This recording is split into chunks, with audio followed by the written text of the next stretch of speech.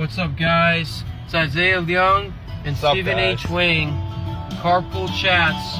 We're going to be having our second guest come on the line pretty shortly. Ryan Schriner from Ohio State University. You guys all know him as my co-host on Fan Response. But tonight is Carpool Chats' turn to have a guest. So, we're going to be talking about Deontay Wilder versus Tyson Fury. We're going to be talking about the Cavs' outlook. Lots of exciting sports coming at you. And we had the Lakers-Celtics game.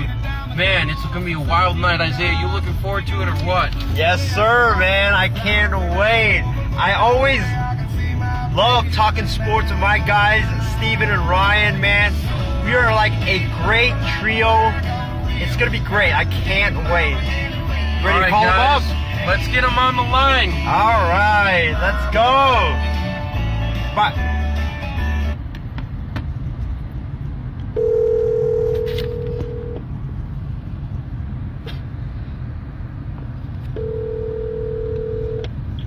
What's up, Ryan? How you doing? Oh, I'm doing great. How about yourself? We're doing great here at Carpool Chats. Me and Isaiah have just reached episode number 22. And man, it's been a wild, wild week of sports, hasn't it? Oh, absolutely. So, I mean, I got to get your quick take on that Deontay Wilder-Tyson Fury fight. I mean, there was a lot of fury coming out of Tyson. Oh, man, that fight was beautiful to watch. It was really an amazing fight from start to finish. And just completely unexpected. I thought for sure Wilder was going to win the fight. I knew going into it that Fury was definitely was the technically superior boxer, but I thought Wilder would just last the 12th round to where eventually he would hit him with that right hand, that famous right hand, and knock him out this time, which he very nearly did in their first matchup. Took basically a miracle for Fury to not have gotten the concussion and stayed down in their first matchup. But no, Fury just came out and did just the opposite of what Wilder thought he'd do. He went on the attack, got Wilder out of his element, backed him up, and just could never really recover to really land that strike, and just allowed Fury, the technically superior boxer, just really shine. And it was a butt whooping through and through. Yeah, I think you hit the nail on the head, Ryan. I think Fury really backed Wilder into a corner. Once he limited that right hook, there just wasn't the versatility to face up against his strength, his size, and his technical skills. I liken it to, you're looking at LeBron versus Embiid, right? You take away Embiid's post-game, he's not going to be as effective. Wilder's really specialized. He's got the great right hook, just like Embiid's got the great post-game. But what else you got? When you get stopped, when it comes down to it, what can you do in your other alternative arsenal to keep the game close and the match close? And I thought Wilder didn't have the answers on Saturday night. No, not at all. And yeah, just a butt whooping is the best you can describe it. He outlanded Wilder in significant strikes, like 80-20. Outlanded him in significant strikes in 6 of the 7 rounds. I was personally keeping score, and I thought Wilder won just the second rounds. And outside of that, Fury probably would have won a couple rounds, 10-8. So even if Wilder, who has come out and said that the assistant trainer who threw the towel will not be in the corner for the rematch, which today was pretty much confirmed that he is going to take the clause in their contract and have a rematch this summer. So just another amazing heavyweight fight to look forward to. Oh my God, I cannot wait. It's gonna be great. Who are you picking in that rematch, Ryan? How can anyone not pick Fury after what you saw? And I get Wilder will train harder because he is, for all intents and purposes, a warrior and a fighter, because he was taking some shots and he refused to go down. So he will be even more prepared this time, but you have to go Fury in that fight. But speaking of Wilder, I do have to say one thing that slightly annoys me is that in the aftermath, he has come out and said that his legs were weak going into it because of the 45 pounds pre-game or pre-boxing outfit he wore. Yeah, he wore a Come on, that's a costume. That's not an excuse you can give. Not at all, Ryan.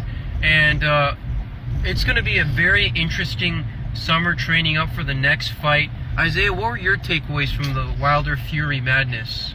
All right, so my takeaway from it is I agree with the both of you. It was an ass whooping, plain and simple. Coming into the fight, I said that if this fight went 12 rounds, if it goes the distance, Tyson Fury was going to win, because there was no way in hell that Deontay Wilder was going to outbox Tyson Fury. Tyson Fury is the more superior boxer. For Deontay Wilder to win this fight, he had to land that right hand of his. If he didn't land this right hand, Fury was going to take it. And, you know, Tyson Fury basically exposed Deontay Wilder for what people in Deontay Wilder's corner has been chirping about for quite some time. They've been saying in like the background that Deontay Wilder, they were worried because he only has that right hand. He doesn't have anything else. He's not a good boxer at all. It was like basically when you put LeBron James against Danny Green. LeBron James is the more complete player, just like Tyson Fury was the more complete boxer. And Danny Green, his big specialty is the three-point shooting. If you limit that three-point shooting and none of those three-pointers go in, LeBron's gonna easily crush Danny Green. So that's what basically happened, and Wilder got exposed big time. Yeah, I think we all kind of agree from the versatility standpoint. That's what did Wilder in this fight. And man, I just got to give so much credit to Tyson Fury, losing 97 pounds over the past 2.5 years, really becoming the great fighter that he is. I got a very interesting kind of trivia throw-off question for you guys.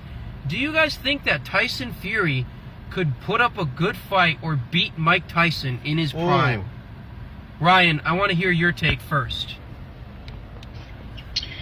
I'm going to go with yes. It'll be a very good matchup. Now, Tyson Fury is a much superior technical boxer than a Deontay Wilder. Yes, sir. But they share somewhat similarities in that they just have mean right hooks and can throw some mean punches. But Fury has shown the ability to negate power through just using his weight, lean on him, wearing him out. Also getting up close to take away the long reach. Just really box with the best of them throughout history. Because I didn't know much about him going into this fight, so I, over the last couple of days, been reviewing his career. And my goodness, has he put up one impressive career. And will go down with the greats, like the ones they honored before the fight. There's one thing that you guys didn't mention. Not only was he like really big 2-3 years ago, he was addicted to, I believe what it was, cocaine or something like that. He was addicted to cocaine. Yeah, he was addicted to some kind of drug. He was undefeated prior to that, but then he had to go into rehab, and you know, he was at rock bottom and he had to climb his way all the way up, which is really, really impressive for Tyson Fury. Absolutely. I would say yes. In fact, I would take Tyson Fury straight up over Mike Tyson. I know I sound crazy, but we've seen these long and tough boxers with really good reach really give Mike Tyson a lot of trouble.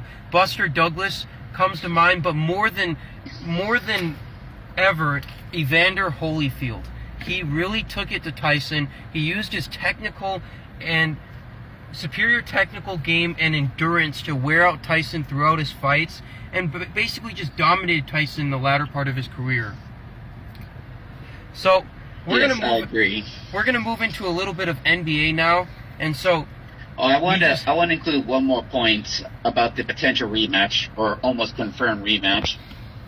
Keep an eye out. I think Wilder's camp going into the rematch will have him go into this fight a little lighter. He went into this fight 131, I believe, or 231. 231, yeah, 231. And that's 19 pounds heavier than the previous matchup, of which Fury only gained 17 pounds.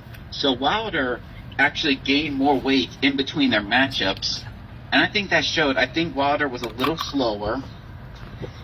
So I think if there's a rematch, they will preach, come in at a lighter weight, use your speed more, because at the end of the day, Fury is 273, and even though he's extraordinarily athletic for that weight, it's still a lot of weight to move around. So I think in the rematch, it would do Wilder well to come in at a slightly lower weight, because he'll still have that punching power, even if he's lighter.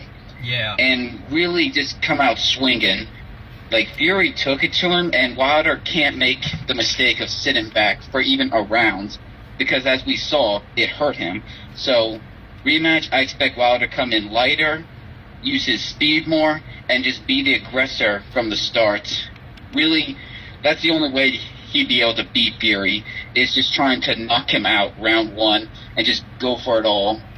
Because if you go 10 rounds, Fury's superior boxing technicality will win out. Yeah. You know what, Ryan? I can't find any way to disagree with that statement. Totally agree. I do think that Wilder's advantage came from that wild right hook, no pun intended, but not just the wild right hook. It came from the ability to really surprise his opponent with his tremendous speed and dexterity. He couldn't show it as much against Fury this match, so I assume he drops a couple pounds and really gets that speed game going. But let's move into some NBA talk, guys. We had a really, really great playoff preview here, playoff-type atmosphere. The Boston Celtics came down to LA to face up against the Lakers. Jason Tatum with 41 points up against LeBron James, AD, and the Lakers. And this game looked neck and neck for so long. And you know, the biggest criticism, Ryan and Isaiah, against LeBron over and over again has been his ability to be clutch in the fourth. And my God, did he deliver once again. How many times does he have to keep delivering within the final 40 seconds of the game before he convinces you that he is in fact clutch, and he is in fact worthy of being one of the greatest clutch players, not just one of the greatest players, but one of the greatest clutch players in NBA history. Ryan, what were your takeaways from this game?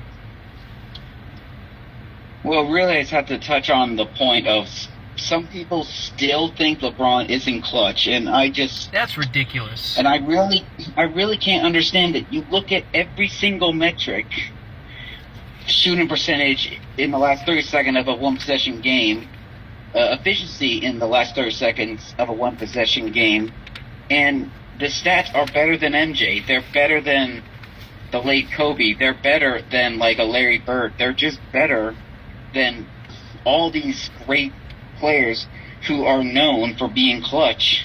But that doesn't apply to him, because when he misses one shot, people are like, oh, that's all he does. But then ignore like the 3 or 4 shots he makes, or the good plays he makes. But Ryan, Also, he's if he supposed makes to be the right greatest pass, player of all time in every millisecond of life. He can't make one single mistake. It's just not up to the expectations. He has to be the best in every millisecond. Otherwise, he's a choker. And that mainly comes because a lot of people nowadays, at least around our age, that argue for MJ being the best player, never saw him play. So they never saw the mistakes. All they see is the highlights. Yes, and they that's assume true. Jordan never missed the shots. So when LeBron misses a shot because, he's a human, they blow it out of proportion because MJ has risen to this mythological status, when if they watch his career, they'd see he makes the same mistakes as LeBron, but social media wasn't around back then, so people weren't as attentive to it. Absolutely. And then the legend just continued to grow. That's really where this comes from. He's compared to Jordan, and people just won't or just refuse to look back and see that Jordan made mistakes too. So that's really why people label him as not clutch. But in terms of this game in general, this was a fantastic game. Came down to the wire. Although the chances we see these two teams in the finals is very minimal. I do not have any faith in the Boston Celtics to win the East. The Bucks are just too good. The Celtics are lacking one more star or a superstar. They have a couple stars in Tatum and Walker. Like, those are great players, but they're really missing a superstar to carry them night in and night out. And that seems to have been the theme for Boston year in and year out. Ever since the Miami Heat formed the Big Three, they've always been almost there, but not quite there. And I just think that when you're a team like Boston and you're not one of the main attractions when it comes to entertainment, when it comes to where does a millionaire want to live, where do they want to be larger than life, it's going to be tough to get that second star or superstar. And really what it comes down to, Ryan, is that you have to have an imposing big presence to stand up against LeBron. The San Antonio Spurs had Tim Duncan, and the Golden State Warriors, they were the one kind of exception, but they did get KD in the latter part of their dynasty. They had amazing shooting with Curry and Clay. And then you look at the Dallas Mavericks, they had a great presence in Tyson Chandler and Dirk Nowitzki. If you don't have that big physical superstar to oppose LeBron James, you're simply not going to win the title in today's NBA. And so that's just kind of the facts. Although I do want to ask you this, Ryan. Besides Michael Jordan, and you might still think that LeBron is clutcher than Michael Jordan, do you believe that there's any player in NBA history who is more clutch than LeBron James? If we take Michael Jordan out of the equation. Really? I don't know. I'm not saying LeBron's more clutch than Michael Jordan. All I'm saying is that it's a discussion. It's a reasonable debate to have. Anyone but besides Jordan, are they in that same category as LeBron? In that same LeBron? category, I have to obviously put Kobe in there. Those three are really just like three of the clutchest players. Larry Bird also, back in his day, was really clutch as well. Magic wasn't really a scorer, so we don't have really the last minute stats. I don't know. Besides, I think it's those three are like the big three that everyone else be compared to in terms of clutchness, at least in my opinion. Well said. I think besides Michael Jordan, you'd be very hard-pressed to find anyone remotely close to LeBron. I see the argument with Kobe, but the inefficiency is what bothers me. I understand he takes much tougher shots. He takes long twos, and they're tougher shots to make. But at the end of the day, people aren't going to remember what type of shots you take in the fourth quarter and when it matters. They're going to remember what exactly you do in crunch time. And I still put LeBron ahead of Kobe in that aspect. Isaiah, what were your reactions to this Boston Celtics-Lakers game? What did you see out of your boy Jason Tatum, a Kobe disciple? And what did you see out of the Lakers and the Celtics? This was a amazing game. You know, me and Steven watched it together. It just came down to the last possession. It was so good. I hope this is a preview of the finals, like Steven said, because I love the Lakers-Celtics rivalry. LeBron James, he quieted his doubters. You know, a lot of the people have been saying ever since LeBron became a Laker that he wasn't clutch, and LeBron came through big time. I hope he does it more down the stretch and when the Lakers need it the most in the playoffs. But my takeaway has nothing to do with my Los Angeles Lakers. My biggest takeaway from this game is that Jason Tatum, that guy from the Boston Celtics, Jason Tatum, is going to be a top 10 player in the NBA before the start of next season. And Ryan and Steven, you probably are going to go and drag me away to get drug tested right now, but I firmly stand by my take. Jason Tatum, by the start of the 2020-2021 season, will be a top 10 player in the NBA. Look at this guy. He is so special, man. Great mid-range game. Great three-point shooter. He's got great handles. The only thing that guy is just kind of missing is the passing, but he can work on that. And he's really good at defense. Great wingspan. I'm just really sad because as a Laker fan, Magic Johnson, even though he was a great player for my Los Angeles Lakers, Magic Johnson was an awful president of basketball ops for my Lakers. He made terrible decision after terrible decision after terrible decision. His biggest mistake as the president of basketball operations for the Lakers was selecting Lonzo Ball with the number 2 overall pick instead of Jason Tatum. Imagine if we had Tatum. Tatum would have been traded anyway. No, but imagine if we had Tatum and LeBron James. I would much rather have Tatum and LeBron James than LeBron James and Anthony Davis. Jason Tatum is so good. Hold on, let me finish. Let me finish. Jason Tatum is so good. I'm so sad that Magic, made that mistake, and he's going to be a thorn in my Lakers side for probably the next 10 to 15 years. Okay, Ryan, all I gotta say is that is a crazy, crazy take. Tatum's got certainly a lot of promise, but the game has moved away from his crazy mid-ranges, and to put him above Anthony Davis, come on. Just come on. Ryan, you got anything to say to that? I have to say, if he is going to become a top... Can you hear me? Yeah, yes. I was just gonna say, right. Ryan is calling the cops right now to get me drug tested. Absolutely. Without a doubt. After the Anthony Davis comments, I'm considering it. Right after the show, I'll probably put in a call. But to your point about him being a top 10 player, I don't see it. As Steven said, he really thrives in the mid-range game, which, as we continue on, is really becoming a less and less used shot and a less and less efficient shot. He has to improve his field goal percentage from 44% or 44.5 as it is now. Also, he needs to be a little bit more of a playmaker. I'm not saying he needs to average like 8 assists to be a top 10 player, but if he can get his assist numbers to like around 5 assists a game and average around like 25 points, maybe he'll even get into that top 10 discussion. But as of right now, his player efficiency rating is only 20. That's 41st in the league. He needs to improve playmaking, slightly more efficient score, which he's done well over the past 10 games. He just needs to continue that efficient scoring throughout the course of a regular season to be considered a top 10 player. Also, slight improvements on defense can never hurt.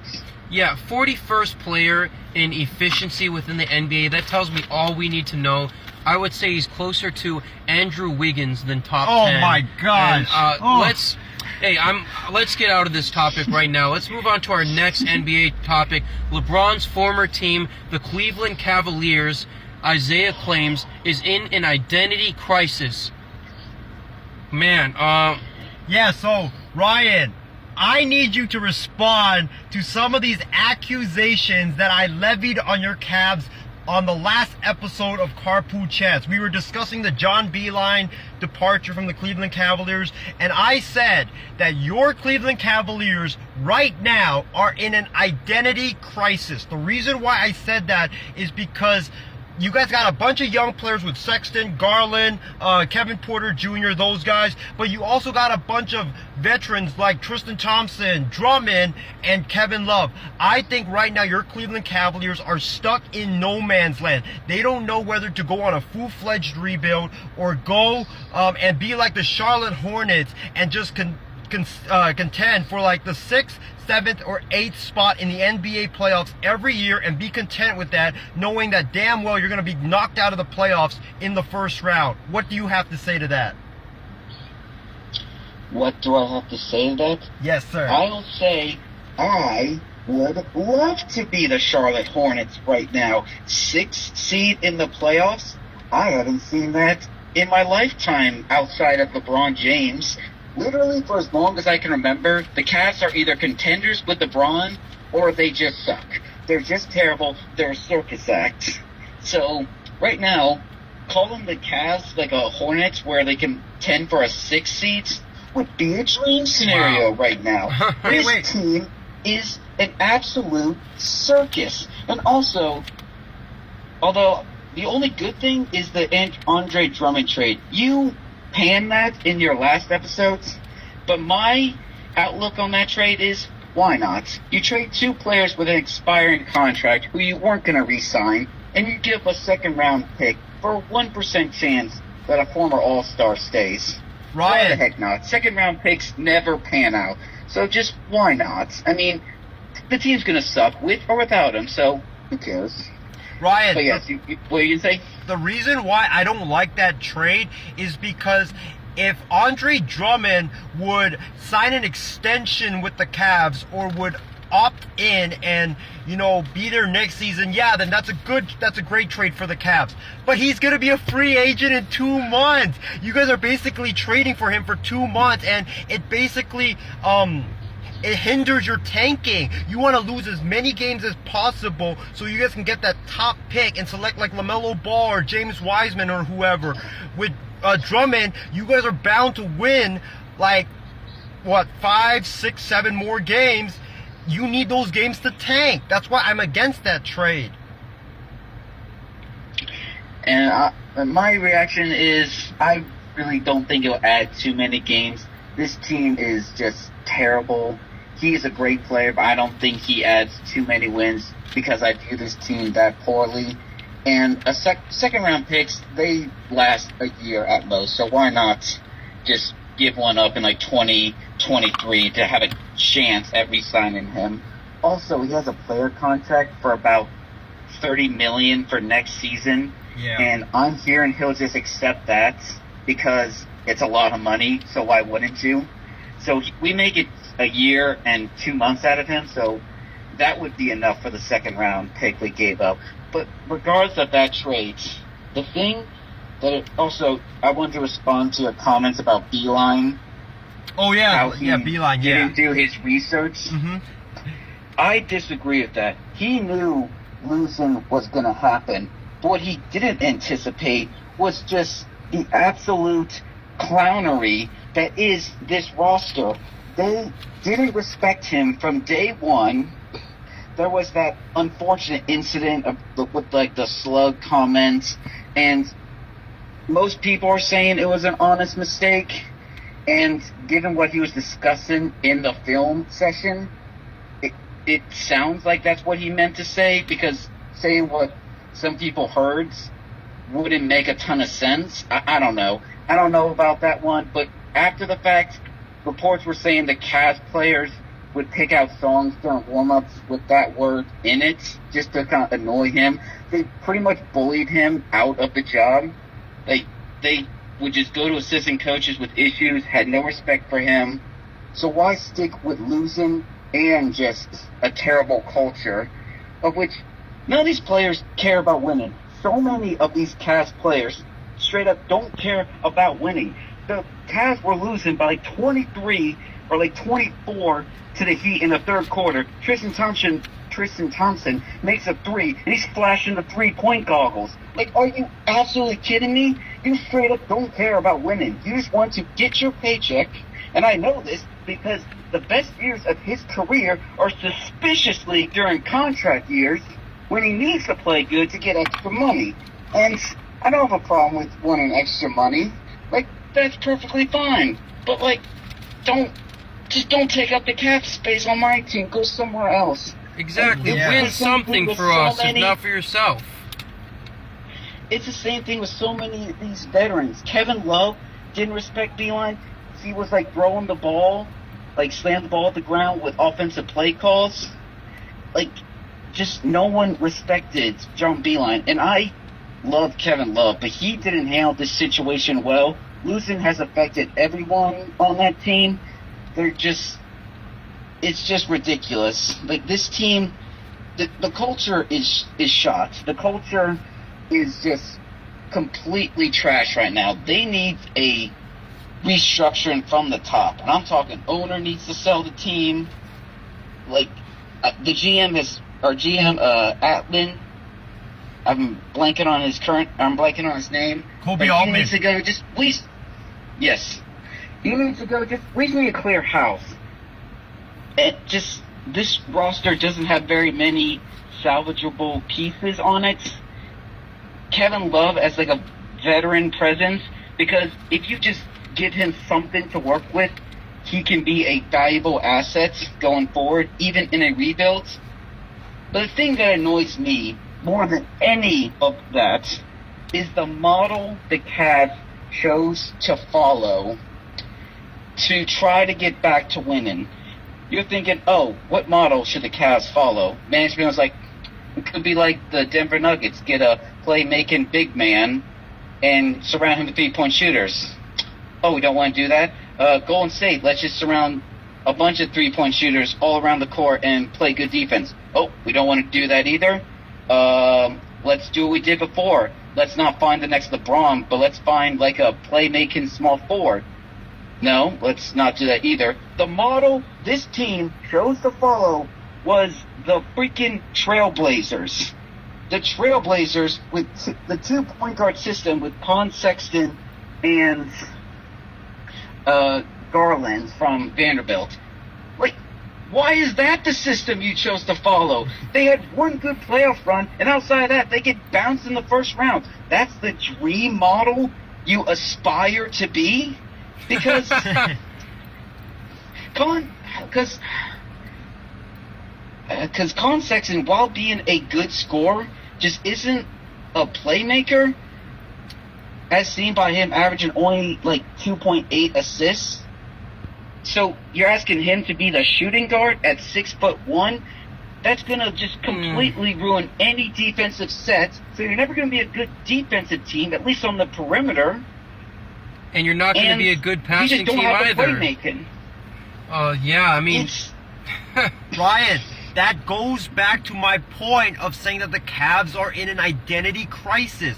They don't know what they want to do. And my identity crisis thing, it goes back to the decision that Kobe Altman, the general manager, made when Kevin Love, I think, was it 1 or 2 years ago when he got that extension? What was it, like? That was about 1 year ago, 1 2 year years ago. Kevin Love was entering the last year of his contract. You give him a 5-year max.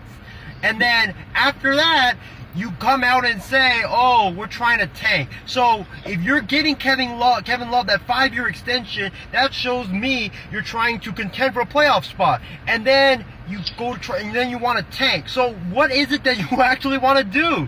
That's and you've been like saying about the model thing, what they're trying to figure out what model they want. That goes back to the Cavs are in that identity crisis. They have no idea whatsoever what they want to do, and unless they figure that out, they're gonna be stuck where they are right now, no matter who the next coach is. I agree with you that they don't know what they want to do. I straight up think at times the Cavs aren't tanking. They just are trying to find a winning team and just are so bad that they resemble a tanking team.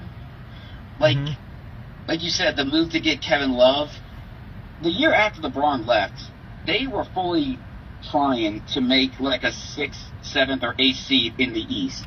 Like, this team wants to make the playoffs and be as successful immediately after LeBron left, just to spite LeBron. This owner cares more about spiting LeBron than he does about what's best for the long term. And that could explain a lot of the moves we see in these first couple years. A combination of trying to win now and then trying to get a couple young assets for the long haul, but not fully dedicating to that. So yes, I agree with you. We're trying to build the Blazers model, but not in a full rebuild way, but not in a full push for the playoffs way. It's ridiculous. And on top of all that, like I said, the culture is terrible. Clean house is needed until that owner sells the team and we can just get a complete restart. This team will be the Knicks for the next 20 years, and I am not looking forward to it. Well, there's a lot said there, Ryan, and I agree with a lot of what you said as far as where the team is heading and kind of the identity they have as of now. But let's look at this piece by piece, guys. Tristan Thompson's deal is about to expire in about 1 to 2 years. No, Kevin Love's deal, he's a free agent after this season. After this season, he's a free agent, so they can get rid of Tristan Thompson right there. They've already gotten rid of a lot of their veterans during those championship runs, such as J.R. Smith, Iman Shumpert, Dellavedova a long time ago, and now Dellavedova is still on this team, is he not? Oh yeah, he's back on the team. he's That's back right, up, but he on a doesn't minimum play. deal. He doesn't play. Kevin Love, I know he's got the max contract, guys, but I think that if push comes to shove and they know they're not going to get any further from extending Kevin Love's services, they will shop him for low value eventually. It's bound to happen. It's kind of what happened with the Pistons and Drummond. I think that they can move Love. They've moved on from Thompson pretty much. J.R. Smith, Iman Shumpert, they've moved on from them. So things are not looking as bad as you guys make it out to seem. And then on top of that, I actually really like Colin Sexton. I liken him to a more athletic Mike Conley. In terms of defense, the talent is there. In terms of scoring, he can do it all. He might not be the best playmaker or decision maker out there,